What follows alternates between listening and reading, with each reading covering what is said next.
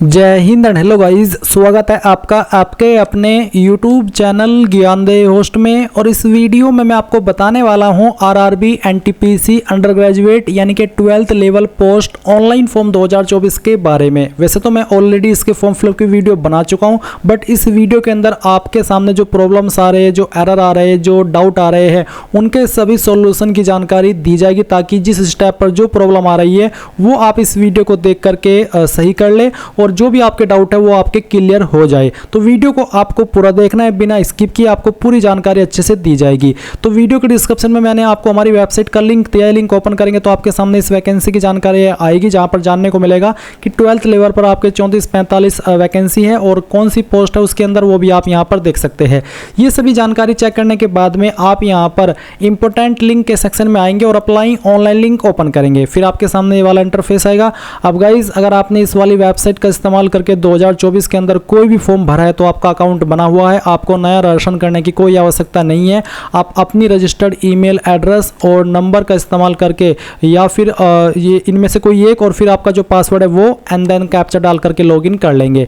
पर अगर आप फ्रेशर है, इस वेबसाइट का इस्तेमाल करके अभी तक इस 2024 के अंदर कोई भी फॉर्म आपने नहीं भरा, तो आप क्रिएट एन अकाउंट इसके ऊपर क्लिक करेंगे और यहाँ पर भी आपको नोट में यही इंस्ट्रक्शंस दिए हैं कि अगर आपने भर लिया है इनमें से कोई भी फॉर्म जो यहाँ पर दिए गए हैं तो आपका अकाउंट बना हुआ है, आप दोबारा रजिस्टर ना करें, आप पहली वेब डिटेल से ही लॉगिन कर ले। पर आप तो फ्रेशर है, इसलिए आप यहां से इसको कहेंगे कि हाँ ओके और मैं अभी अपना नया रजिस्ट्रेशन करता हूं, तो आप यहां से ओके कर दीजिए। इसके लिए सबसे पहले कंट्री ऑफ नेशनलिटी में आप इंडिया सेलेक्ट करेंगे, फिर पर्सनल इन्फॉर्मेशन में जो भी आपका नाम 10th के सर्टिफिकेट के अकॉर्डिंग है वो आपको यहाँ पर डालना है, उसको दोबारा से डाल करके आपको वेरीफाई कर देना है। अगर आपने 10वीं के बाद में आपका नाम बदला है तो यस करिए, नहीं तो आपको नो करना है। फिर जो भी आपकी डेट ऑफ बर्थ है वो आप यहाँ पर कैलेंडर के ऊपर क्लिक करके सिलेक्ट कर लेंगे, पहले ईयर, फिर यहाँ से आपका जो भी मंथ है वो और उसके बाद में डे, एंड देन उसको दोबारा सेलेक्ट करके वेरीफाई कर लेंगे। फिर आपको आपका जेंडर सेलेक्ट करना है, उसको दोबारा सेलेक्ट करके वेरीफाई कर लेना है।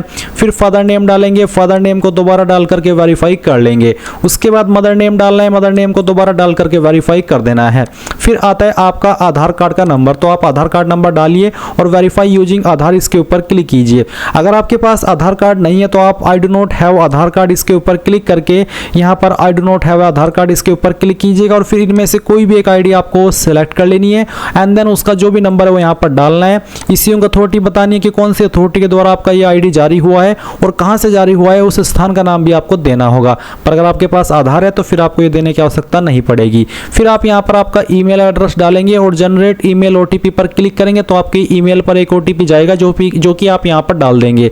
फिर नंबर डालेंगे सेम वे में और मोबाइल वाला जो ओटीपी है वो जनरेट करेंगे और उसको यहाँ पर डाल देंगे एंड देन आप यहाँ पर एक पासवर्ड बनाएंगे। पासवर्ड के अंदर आपके इंग्लिश का कैपिटल लेटर, स्मॉल लेटर, साथ ही साथ कोई एक स्पेशल कैरेक्टर भी होना चाहिए। तो कुछ इस तरह का पासवर्ड बना लेंगे और फिर उसको दोबारा डाल करके वेरीफाई कर देंगे एंड देन एक कैप्चा कोड डाल करके preview and create an account के ऊपर क्लिक करेंगे। इसके बाद आपने जो भी इंफॉर्मेशन आपने भरी रजिस्ट्रेशन के समय वो आएगी और आप जब आपको लगे कि यहाँ सभी जानकारी सही है तो आप उसको सबमिट कर देंगे। क्योंकि मेरा अकाउंट पहले से बना हुआ है इसलिए मैं यहाँ पर होम के ऊपर आकर के ऑलरेडी हैव एन अकाउंट के ऊपर क्लिक करके अपना रजिस्टर्ड नंबर और पासवर्ड यहाँ पर डालता हूँ और फिर कैप्चा कोड डालने के बाद में लॉगिन के ऊपर क्लिक करता हूँ और आपको भी ऐसा ही करना है। अब गाइज यहाँ पर मैं आपको एक स्पेशल जानकारी दे रहा हूँ जो कि आपके लिए काफी इंपॉर्टेंट रहेगी। तो गाइज, जैसे कि आपकी आरआरबी एनटीपीसी 12th लेवल की वैकेंसी शुरू हो चुकी है, फॉर्म शुरू हो चुके हैं, तो गाइज उसके लिए आपको कहाँ से प्रिपरेशन करनी है वो आपको बताया जा रहा है। तो आप एग्जाम दौर का ये यहाँ पर नोट्स खरीद सकते हैं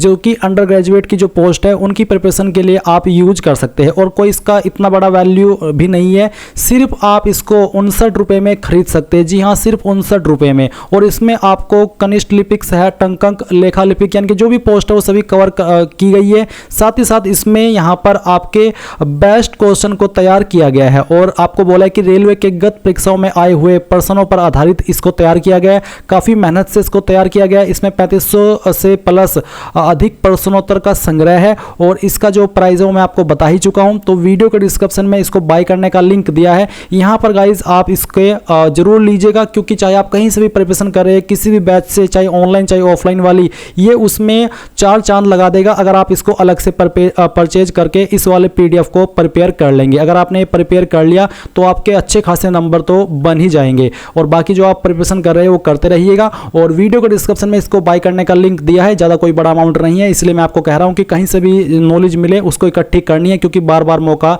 नहीं मिलेगा। तो जाइए इसको बाय कर लीजिए, कोई सवाल डाउट हो तो पूछ लीजिएगा। अब लॉगिन करने के बाद में आपके सामने ये वाला इंटरफेस आएगा। अभी आप ऑनलाइन एप्लीकेशन के सेक्शन पर क्लिक करेंगे और आपको ऊपर की तरफ जो आपकी अंडर ग्रेजुएट कैटेगरी के अंदर वैकेंसी है वो आपको देखने को मिलेगी। तो पहले आपको यहाँ पर आपका आरआरबी सेलेक्ट कर लेना है। जैसे आप आरआरबी सेलेक्ट कर ले फिर आपको यहाँ पर टिक करना है एंड देन नेक्स्ट के ऊपर क्लिक करना है।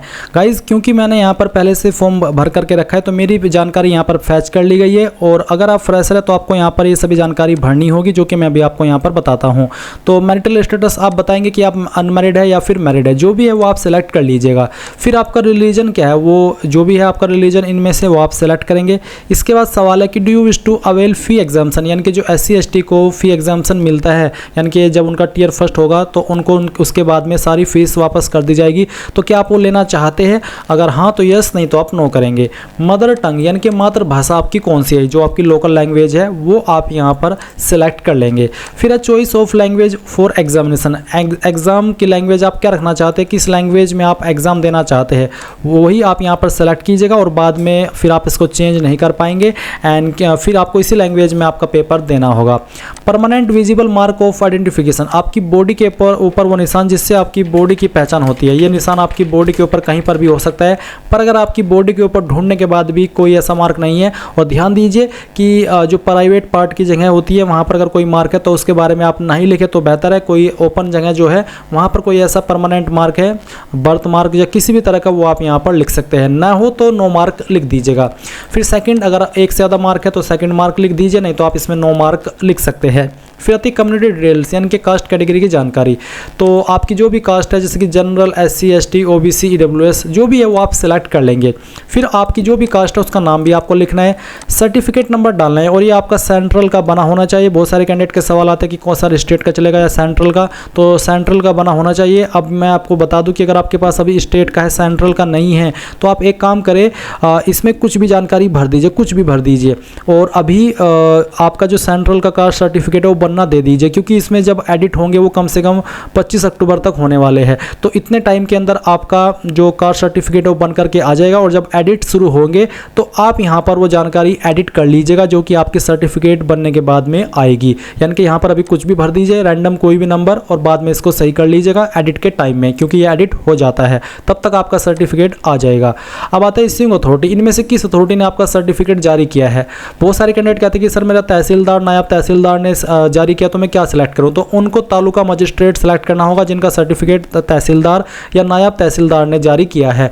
और अगर आपके जो सर्टिफिकेट है उसके ऊपर अलग से लिखा हुआ है पोस्ट का नाम, तो आप वो यहाँ पर इसमें से जो भी पोस्ट है वो सिलेक्ट कर लीजिएगा। एक होता है revenue officer not below the rank of tehsildar, तो ये अलग से पोस्ट होती है। तहसीलदार और नायब तहसीलदार के लिए आपको तालुका मजिस्ट्रेट ही सिलेक्ट करना होगा। फिर आती है इश्यूइंग स्टेट, कौन सी स्टेट के द्वारा जारी हुआ है स्टेट सेलेक्ट कर लेंगे, किस स्टेट में जारी हुआ है वो डेट आप यहाँ पर सेलेक्ट कर लेंगे। फिर जो रेल ट्रैवल पास फ्री मिलता है क्या आप उसको लेना चाहेंगे, अगर हाँ तो यस, नहीं तो आप नो करेंगे।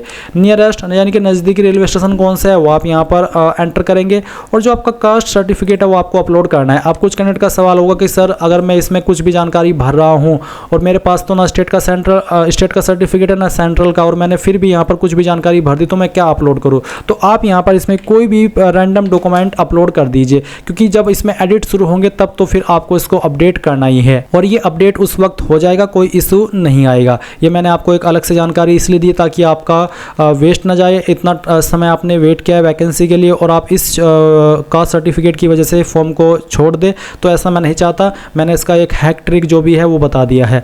अब आते हैं आपका पोस्टल एड्रेस, तो जो भी आपका प्रेजेंट एड्रेस है वो आप भरेंगे। पहले आपकी स्टेट सेलेक्ट करेंगे, फिर आपकी डिस्ट्रिक्ट, उसके बाद जो भी एड्रेस है वो यहाँ पर डाल देंगे। विलेज, टाउन, सिटी क्या एप्लीकेबल होती है आपके एड्रेस पर वो आप लिख देंगे, और आपका पिन कोड भी डाल देंगे। अगर आपका प्रेजेंट और परमानेंट एड्रेस एक ही है तो आप यहाँ पर इस बॉक्स के ऊपर टिक करिए, और अगर अलग है तो अनटिक करके अलग से भर दीजिएगा। फिर आप सेव करेंगे और नेक्स्ट के ऊपर क्लिक कर देंगे। अब यहाँ पर अदर डिटेल के अंदर कुछ सवाल पूछे, जैसे कि क्या आप एक्स सर्विसमैन है, अगर हाँ तो यस करिए, नहीं तो उसको नो ही रहने दे। अगर आप यहाँ पर विकलांग है तो इसमें यस करें, नहीं तो आपको यहाँ पर भी नो रहने देना है। और अगर आपको लिखने में कोई प्रॉब्लम है और आपको स्क्राइब चाहिए उसके लिए, तो आप यहाँ पर इस वाले ऑप्शन में यस करेंगे, नहीं तो आप नो कर दीजिए। अगर आप EBC सर्टिफिकेट यानी कि इकोनॉमिकली बैकवर्ड क्लास कैंडिडेट है तो आप यस करें, नहीं तो आपको नो करना है। क्या आप एक एम्प्लॉय है इंडियन रेलवे के, अगर हाँ तो यस, नहीं तो यहाँ पर भी आपको नो करना है। फिर करंट एम्प्लॉयमेंट क्या है, अगर आप सेंट्रल गवर्नमेंट के अंदर काम करें वो सिलेक्ट करेंगे, स्टेट गवर्नमेंट के अंदर तो वो, अगर पब्लिक सेक्टर अंडरटेकिंग्स के अंदर काम करें तो वो, और अगर आप अभी बेरोजगार है तो आप नॉट एप्लीकेबल के ऊपर क्लिक कर देंगे। फिर आपको बैंक डिटेल देनी है रिफंड के लिए, जो कि आपको टियर फर्स्ट का एग्जाम देने के बाद में रिफंड की जाएगी। और यहाँ पर अब आप आपका अकाउंट होल्डर नेम देंगे, यानी कि जिस नाम पर बैंक अकाउंट है उसका नाम, अकाउंट का नंबर, फिर यहाँ पर आप दोबारा नंबर डाल करके कंफर्म कर देंगे एंड देन IFSC कोड डालेंगे, जो कि आपको आपकी पासबुक के ऊपर मिल जाएगा। और जैसे ही आप IFSC कोड डाल करके कंफर्म करेंगे तो बैंक का नाम और एड्रेस ऑटोमेटिकली यहाँ पर आ जाएगा। फिर आप सेव करेंगे एंड देन नेक्स्ट के ऊपर क्लिक कर देंगे। अब आती है क्वालिफिकेशन की जानकारी, तो यहाँ पर 10th की जानकारी आपको पहले देनी होगी, आपको आपकी स्टेट बतानी होगी, फिर आपकी डिस्ट्रिक्ट की कहाँ से आपने आपकी 10वीं की है, फिर आपके बोर्ड का नाम, किस डेट में रिजल्ट जारी हुआ था वो डेट, अगर आपको एग्जैक्ट डेट मालूम नहीं है तो जो आपकी मार्कशीट के ऊपर डेट है मार्कशीट जारी होने की वो भी आप यहाँ पर भर सकते हैं, आपका 10th का रोल नंबर और फिर 10th का जो सर्टिफिकेट है वो भी आप यहाँ पर अपलोड कर देंगे। एंड उसके बाद में आप यहाँ पर आपकी जो सेकंड क्वालिफिकेशन है यानी कि 12th वो आप सेलेक्ट करेंगे एंड फिर आपको यहाँ पर बताना है, डिसिप्लिन ऑटोमेटिकली यही रहेगा, स्टेट बतानी होगी, डिस्ट्रिक्ट, फिर आपके बोर्ड का नाम, date of result of declaration वो, और आपसे पूछे कि क्या आपको यहाँ पर टाइपिंग प्रोफिशिएंसी यानी कि टाइपिंग आती है हिंदी या इंग्लिश के अंदर कंप्यूटर पर, अगर हाँ तो यस, नहीं तो आप नो करेंगे। फिर 12वीं की परसेंटेज कितनी थी वो डाल देंगे और फिर आप इसको यहाँ पर सेव कर देंगे। उसके बाद आप नेक्स्ट पर क्लिक करेंगे। अब आती है अपलोड डॉक्यूमेंट की जानकारी, जो डॉक्यूमेंट आपने अभी तक अपलोड किया जैसे कि कास्ट सर्टिफिकेट और आपका 10th का सर्टिफिकेट, वो आप व्यू के ऊपर क्लिक करके व्यू भी कर सकते कि सही से अपलोड हुआ भी है या फिर कोई कुछ और तो यहाँ पर नहीं शो हो रहा है। फिर आप फोटो एंड साइन अपलोड करेंगे।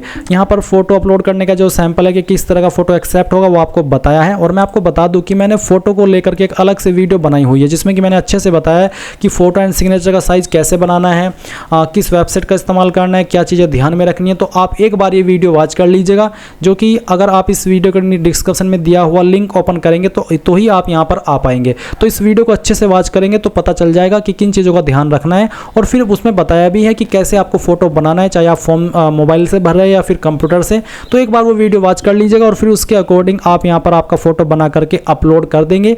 एंड जैसे ही फोटो साइन आप अपलोड करेंगे देन नेक्स्ट के ऊपर क्लिक कीजिएगा।